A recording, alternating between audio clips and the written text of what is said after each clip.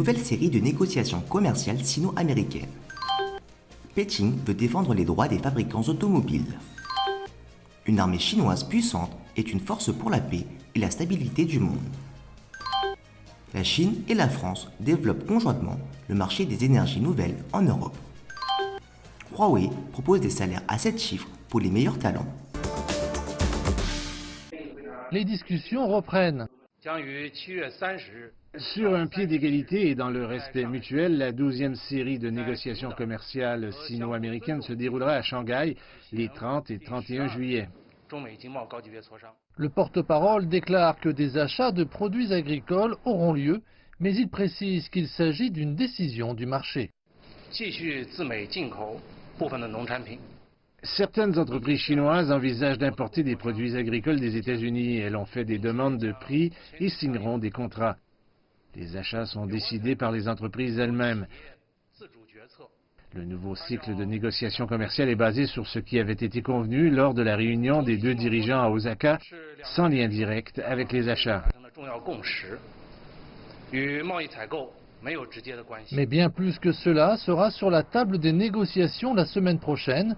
Les différends commerciaux actuels ont ébranlé les deux pays.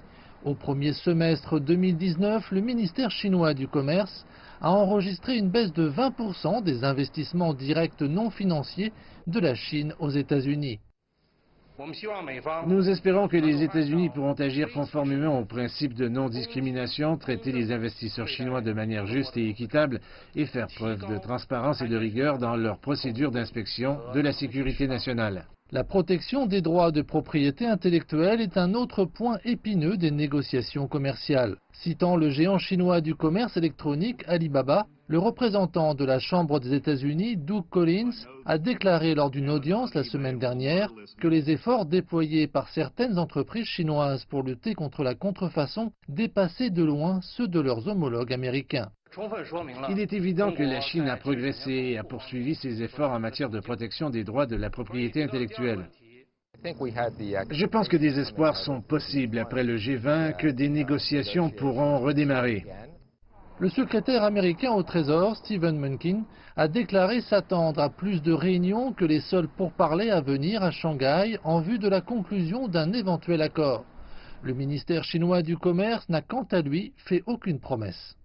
Bien que le porte-parole ne se soit pas avancé sur les résultats de la prochaine série de pourparlers, il a souligné qu'il était impossible d'imaginer que les deux plus grandes économies du monde soient découplées, ajoutant que pour le bénéfice des populations des deux pays, cela n'était pas souhaitable. Les mégadonnées et la protection des droits de propriété intellectuelle. Elles peuvent être combinées pour générer des capitaux. Dans ce centre d'opération d'investissement dans la propriété intellectuelle, toutes sortes de données sont collectées. Des demandes de brevets aux fusions et acquisitions en passant par les personnes au cœur de l'innovation. Un brevet est comme une information dans le secteur du renseignement. Nous pensons que les meilleures équipes commerciales ont les ressources nécessaires pour produire les produits les plus innovants. Nos données suivent donc les dernières demandes de brevets et les réalisations scientifiques de ces entreprises, ainsi que leur personnel qualifié. Trouver les sociétés dont la propriété intellectuelle est essentielle à investir et leur fournir des services de DPI. L'approche de ce centre diffère de celle des institutions d'investissement traditionnelles et il se concentre uniquement sur l'automobile, un secteur qui, selon M. Gang, connaît de profonds changements en Chine avec l'intégration de nouvelles technologies telles que l'Internet des objets et l'afflux de capitaux étrangers. Au tout début d'une entreprise, nous leur disons si ce qu'elle souhaite développer est déjà breveté. Plus tard, dans la période de recherche et développement, nous les aidons à protéger leur technologie de base.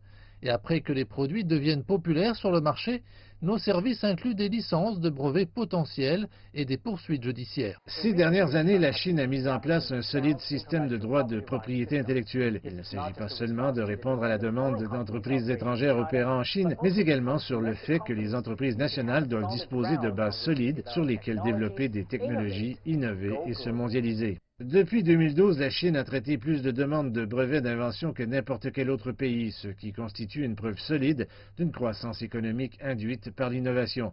Et pourtant, M. Gang affirme que c'est un casse-tête pour de nombreuses entreprises en démarrage, car elles ne peuvent pas se permettre un service de la protection de premier ordre. Cela nuirait au développement d'une start-up à long terme. C'est là que les plateformes initiées par le gouvernement entrent en scène. Vous avez besoin de professionnels qui connaissent les brevets pour répondre aux besoins de différentes entreprises, mais le service de propriété intellectuelle n'est pas lucratif.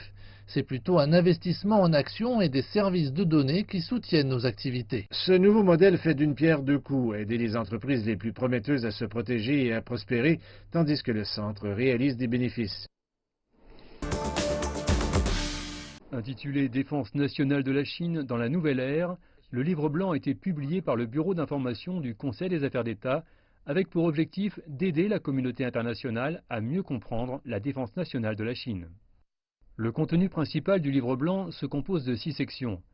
La situation internationale en matière de sécurité, la politique chinoise de défense nationale dans la nouvelle ère, l'accomplissement des missions et tâches des forces armées chinoises dans la nouvelle ère, la réforme de la défense nationale et des forces armées de la Chine, les dépenses raisonnables et appropriées dans la défense, ainsi que la contribution active à la construction d'une communauté de destin pour l'humanité.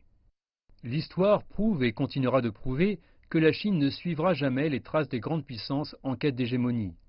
Peu importe son niveau de développement, elle ne menacera jamais un autre pays et ne recherchera aucune sphère d'influence, ajoute le livre blanc. La Chine prône les partenariats plutôt que les alliances et ne rejoint aucun bloc militaire, indique le livre blanc, ajoutant que le pays s'oppose à l'agression et à l'expansion, ainsi qu'à l'utilisation arbitraire ou la menace des armes. Selon le livre blanc, la Chine adhère à une politique de défense nationale de nature défensive. Celle-ci est déterminée par le système socialiste de la Chine, la décision stratégique de suivre la voie du développement pacifique, la politique extérieure indépendante de paix, ainsi que la tradition culturelle selon laquelle la paix et l'harmonie sont fondamentales, indique le livre blanc. La Chine est en train de faire progresser la défense et la modernisation militaire à tous les niveaux, et d'approfondir la réforme de la défense nationale et des forces armées à tous les égards, en mettant l'accent sur la suppression des barrières institutionnelles et la résolution des problèmes structurels et des problèmes liés aux politiques, selon le livre blanc. Il s'agit du 10e livre blanc sur la défense nationale publié par le gouvernement chinois depuis 1998, et du premier livre blanc global de ce genre depuis le 18e congrès national du Parti communiste chinois en 2012. 3 bus purement électriques de marque BYD sont récemment sortis des chaînes de l'usine de BYD de Beauvais, dans le nord de la France, et ont été livrés aux villes de Beauvais, Dunkerque et Orléans pour aider ces villes françaises à accélérer le rythme vers un objectif zéro émission. La France a un système de transport en commun bien développé et constitue le plus grand marché des véhicules électriques en Europe. En 2014, le syndicat des transports parisiens, le plus grand groupe européen d'autobus, a lancé le plan Bus 2025 qui prévoit d'abandonner complètement les bus diesel dans le cœur de Paris en 2025 et de transformer ces 4500 bus en véhicules à énergie nouvelle. En pénétrant sur le marché français, BYD a également introduit les normes chinoises d'assurance qualité en Europe. Selon Tianyi, cela est principalement dû au fait que BYD est la seule entreprise de recherche et développement et de production de véhicules à énergie nouvelle au monde qui possède simultanément une triple maîtrise électrique, à savoir la technologie de base des batteries, des moteurs électriques, du contrôle électronique, mais aussi des installations de recharge. À l'heure actuelle, les bus purement électriques de BYD sont présents dans plus de 70 villes de plus de 20 pays européens, dont les Pays-Bas, la Grande-Bretagne, la France, l'Espagne, la Suède. À ce jour, BYD occupe plus de 20% du marché européen des autobus purement électriques, se classant au premier rang.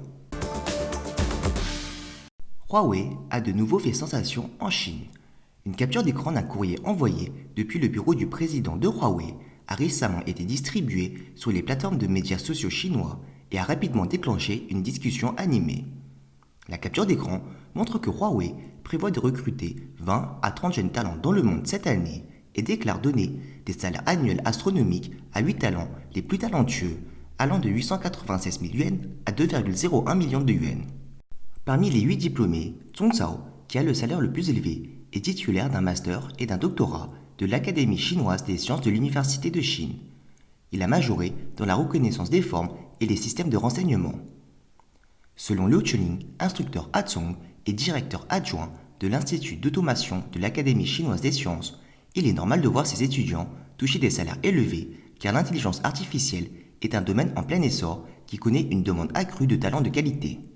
Cependant, il est toujours surpris par les offres de Huawei affirmant qu'il était rare de voir de nouveaux diplômés gagner un salaire annuel supérieur à 1 million de yuans. Certaines personnes ont fait remarquer que la pratique de Huawei reflétait la véritable valeur des connaissances et des talents et que l'offre était synonyme d'encouragement et de pression car les 8 diplômés devaient encore travailler dur pour montrer leur valeur. On espère que d'autres grandes entreprises pourront rejoindre Huawei pour offrir des salaires élevés afin de stimuler la passion des étudiants pour la recherche et le développement et d'améliorer la compétitivité globale de la Chine.